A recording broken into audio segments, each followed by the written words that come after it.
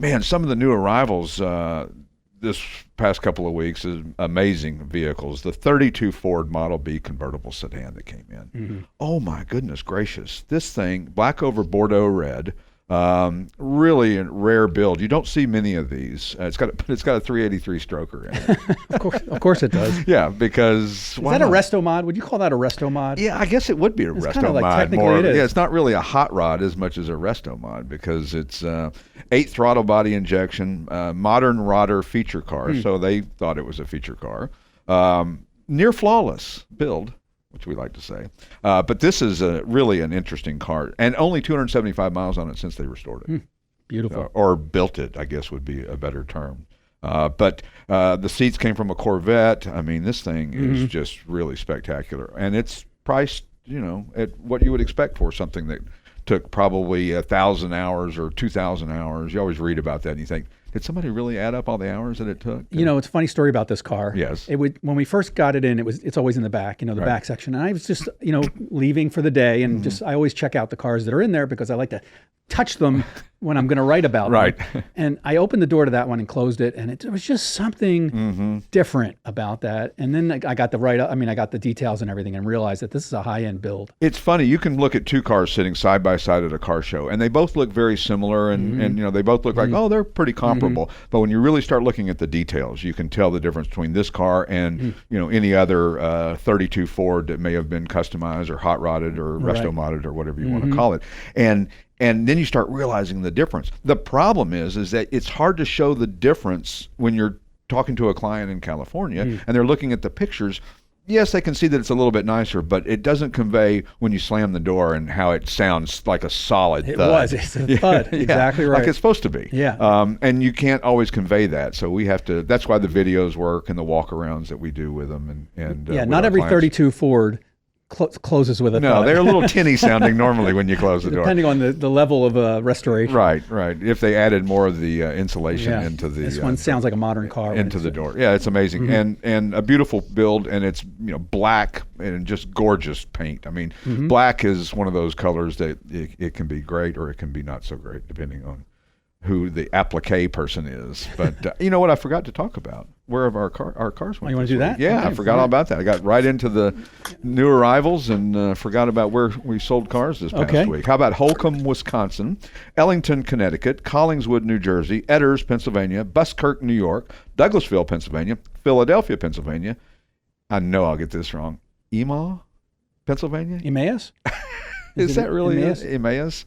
Denver, Pennsylvania, Waynesboro, Pennsylvania, Annandale, New Jersey, Narvon, Pennsylvania, Phoenixville, Pennsylvania, Watchtown, New York, Newburgh, New York, Leander, Texas, Plymouth, Indiana, and Murfreesboro, Tennessee, just right outside of Nashville. That's right.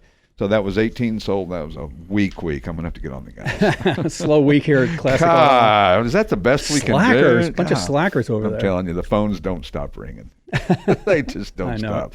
It's amazing. And Kathy can move her arm a little bit more now after her ski accident. To answer the phone? So she's back in the loop after that ski accident that she had where she shattered her shoulder. No more skiing for... No, she's ready to go again. Oh, really? I mean, not today, right. But she's ready. It's been almost 6 weeks since the accident. And but she says, I'm skiing again. She says, I'm not letting this get me. And, Good. And, so she's no quitter.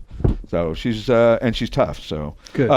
Other new arrivals this week: the '92 Mazda Miata MX-5. This is a neat little car, black over tan, 51,000 actual miles, garage cab. It's got the rare C package, 1.6 liter, double overhead cam, 113 horsepower, inline four. Which everybody, if you haven't driven one of these or haven't experienced one of these, you go, well, that doesn't sound like very much. Go drive one of these. It feels so much fun. It's low to the ground. That low center of gravity gives you that sensation of speed so much more. And they're fun to cut the corners and the apexes, and they're just a blast to drive. And they're easy to drive. Anybody can drive them, maybe not 10/10ths, but anybody can drive them in a fairly aggressive manner and feel pretty comfortable. Yeah, it's why they've been in production since 1989 or whatever it is. They're really just a great, well-balanced sports car. Yeah, and of course they're usually a lot of people use that as an entry level car, but then they realize that, hey, this is a pretty good car. Why do I don't need to go for anything else. What else do I need? What's the next thing? What's the next step over this?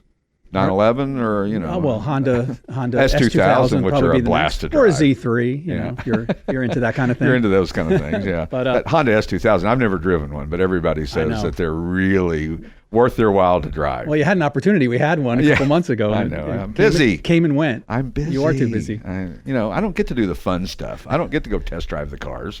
I have to be the one who sits in the office and make sure that we have enough money to keep the lights on around here. And I hear you guys out puttering in the parking lot. Like, God, that could be me. That used to be Mike me. started up a GT350 today. I nearly blew out my eardrum. Are you talking about the late model one? Yeah, the late model one. Yeah, we featured that in one of our ads. Those things are really... They're just an amazing car. And of course, there's so many variables in the Mustang world. Mm-hmm. I mean, it's we'll talk to our guest about it because they're, the price guides on these things. I mean, there's, 17 different variations every year of a Mustang, and kind of like the old days when you used to check the boxes for what you wanted when you ordered a car. Did you ever order a car new? Not like that, no. Never did. No. Neither did I. The only new car we've ever had is an 87 Volkswagen Fox in 1987. You are fired. That's it. I buy mostly pre-owned, as they say. Kathy ordered an IROC in 1985 and went into the dealership, checked all the boxes, picked the colors, picked everything that she wanted. I've never ordered a new one either. I bought new cars. Yeah. But I've never ordered a new one. But that process, I guess, is over. Can you go to a dealer now? You can still order online. You can say, I want this. Spec out a BMW. Yeah. Absolutely, yep. And maybe even take delivery in Germany. You probably could do that. Probably, do that. Or take delivery, I think, in South Carolina where they have their factory down there in the track. Oh, yeah, and get track time. Mm-hmm. Yeah, how cool would that be? It would. I would think that would be the ultimate driving machine way to buy the ultimate driving machine. Yep. Oh, my God. The next car. They just sold one, too. We just saw one last week to sell. 1986 DeTomaso Pantera GTS5. GT5S. GT5S. You're correct. I keep doing that backwards. I do too. Because you think letter, number. There is a Pantera GTS. Right. So it makes sense that it would be the GTS/5. But it's not. Because they're just trying to confuse us. It's a later model. Red over saddle and black, 59,000 actual long-term owner miles. Rebuilt 351 Cleveland with some Willwood brakes to add a little more stopping power for it, which is okay. No harm, no foul. One of supposedly 38 in the U.S. Yes. But it's it's a supercar before there were supercars. I mean, this thing is really amazing. And I was watching one of the auctions last weekend, and one of them brought huge money. Mm-hmm. And then a first gen Pantera 72 that had, I think it had 1,500 miles. It brought probably world record money as well too. And for years, a Pantera was the bargain. You know, they were quite the bargain. Of course, they were a little temperamental. They could have been back in the day. Yeah, they had overheating issues. Yeah, it couldn't be sorted out. And the noise, because that engine is right there. It is in your back seat. Yeah.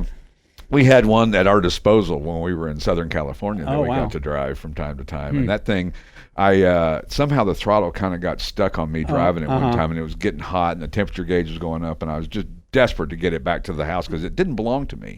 And we had one of those Southern California driveways that's got this severe angle. I hit it at about 30 miles an hour and bounced the rear end, and then you got to go through a fence to get to the garage in the back, and it's got about that much clearance, meaning like a half an inch on either side, and shut it off, and the thing's smoking, and luckily nobody's looking out the window. And I got inside and then acted like I had nothing to do with it. And he still doesn't know who did it. Yeah, still wonders who messed that car up. What was wrong with it. This thing is pretty special, though, and lots of activity and lots of interest. All of our clients are clamoring over the Pantera. So if you get a chance, all of these cars you can see on our website, classicautomall.com. And go there and click on inventory, and you can search by year or make or model or price or, there's a lot of different ways to search, and a search bar in there as well, too.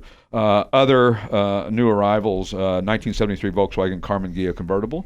Love these to death. Black over tan. This is a good-looking little car. Yeah. And it's got kind of knockoff mini light wheels. They're not mini lights per se, are they? No, I don't think they're real mini lights, but they're the copies, and it looks great on them, actually. Yeah, it's really, really a cool little car. And the Karmann Ghia, that's something that when people see it, and a lot of people don't know what it is, they're like, what is that? I've never seen one of those before. And you think, gosh, wouldn't that be so prevalent? But, maybe if you're in the car world, you see these things more than you see them just in the regular world. Right. I don't see them at the Walmart in Morgantown. You don't, not anymore anyway. No, I do not. Don't see a lot of things at the Walmart in Morgantown, except lots of cars and trucks and SUVs with rust on them. That's right. Anyway, when we return, we'll talk to our special guest, Dave Kinney, who's joining us via Zoom from somewhere down in Virginia. We'll be back with the Classic Auto Mall Show in just a minute. Stock number 5702 for sale by consignment at Classic Auto Mall is a beautiful and completely restored 1963 Pontiac Grand Prix. It sports a 389 cubic inch V8 that's been upgraded to tri-power with over 300 horsepower. It has a Roto-Hydromatic 375 3-speed automatic transmission with safety track rear axle and 323 gears. One of the hidden gems of this classic Pontiac is the rare optional cruise control knob just to the right of the steering column. The interior is in like-new condition and includes an AM/FM push-button radio. It has independent coil springs in the front, 4-link with coil springs in the rear, and power drum brakes on all 4 corners. It also has factory dual exhaust, and you can see all the details and nearly 100 photos at ClassicAutomall.com. This has been the Classic Auto Mall Show with your host, Stewart Howden.